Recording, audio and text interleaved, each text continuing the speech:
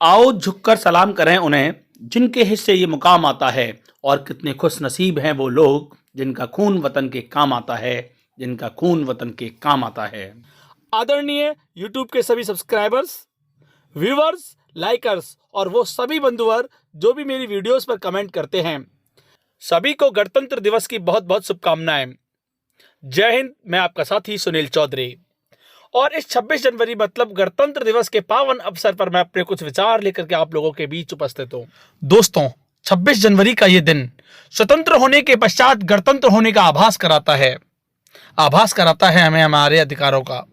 दोस्तों, 26 जनवरी मतलब गणतंत्र दिवस स्वतंत्रता दिवस से भी अधिक महत्वपूर्ण है, ऐसा मुझे लगता है। मित्रों, हमारा देश 15 अगस्त 1947 को अंग्रेजों के चंगुल से मुक्त हुआ, अर्थात हम लोग स्वतंत्र हुए।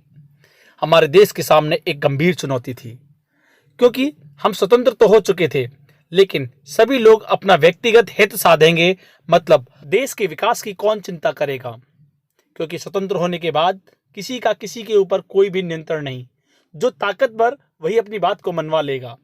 तो दोस्तों, ऐसे में हमारे सामने कड़ी चुनौती थी कि हम किस प्रकार से अपने देश को आगे बढ़ाएं। इसके लिए हमारा देश जब 1947 में आज़ाद हुआ और 26 जनवरी 1950 का वो दिन, जिसको शायद हमारे देश के इतिहास में स्वतंत्रता दिवस से भी बड़ा माना गया है। और आप जानते ही होंगे, दिल्ली में, देश की राजधानी में, देश की तीनों सेनाओं के साथ साथ एनसीसी और ऐसे ही दूसरे अर्धसैनिक बल भी परेड करते हैं, झांकियां निकलती हैं, जिसको बड़े ही हर्ष और उल्लास के साथ मनाया जाता है। मित्रों, एक और बात जो कि आप सभी को जाननी चाहिए, हमारा देश 1947 में क्रांतिकारी स्वतंत्रता सेनानी और शहीदों के बलिदान की वजह से आज़ाद तो हुआ, लेकिन बिना किसी लिखित नियम और कानूनों की किताब अर्थात संविधान के बिना कैसे चल सकता था देश। ऐसे में ये गंभीर मुद्दा था और एक ही दिन में आज़ाद होने के बाद हम अपने संविधान को नहीं बना सकते थे। तो ऐसे में इन अगले 29 महीने तक देश कैसे चला, तो मैं आपको बताना चाहता हूं कि इंडियन इंडिपेंडेंट एक्ट 1947 को प्रभाव में लाया गया और इसके तहत देश को चलाने का फैसला हुआ।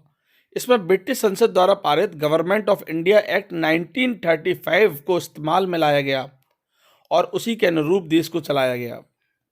तो दोस्तों, हमारे देश के संविधान को बनने में 2 साल 11 महीने और 18 दिन का समय लगा, जो 26 नवंबर 1949 को बनकर तैयार हुआ और जिसको लागू किया गया 26 जनवरी 1950 को। दोस्तों, हमारे देश के इतिहास में बहुत बड़ा दिन था, क्योंकि अब हमारे देश को एक दिशा मिल चुकी थी कि हमें किस के अनुसार चलना है, क्योंकि इसमें जाति पाति पंथ निरपेक्ष सभी लोगों के लिए जगह थी, सभी के अधिकारों की बात कही गई थी। स्वतंत्रता के पश्चात देश में संविधान सभा का गठन हुआ और इस सभा ने अपना काम 9 दिसंबर 1947 को शुरू किया।